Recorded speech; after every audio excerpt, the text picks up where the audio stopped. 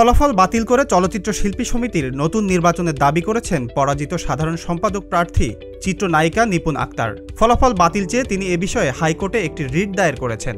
এছাড়া বর্তমান কমিটির দায়িত্ব পালনের উপর নিষেধাজ্ঞাও চাওয়া হয়েছে এই রিটে। বিচারপতি নাইমা হায়দারের নেতৃত্বে হাইকোর্ট বেঞ্চে এই রিটের শুনানি হবে। এর আগে গত 20 এপ্রিল চলচ্চিত্র শিল্পী সমিতির 2024 থেকে 26 মেয়াদের নির্বাচন অনুষ্ঠিত হয়। এতে নতুন সভাপতি নির্বাচিত হন মিশা সওদাগর এবং সাধারণ সম্পাদক নির্বাচিত হন অভিনেতা মনোয়ার হোসেন ডিপজল। যেখানে সভাপতি পদে মিশা সওদাগর ভোট পেয়েছিলেন 265টি, আর তার নিকটতম প্রতিদ্বন্দ্বী মাহমুদ কলি পেয়েছিলেন 170 ভোট।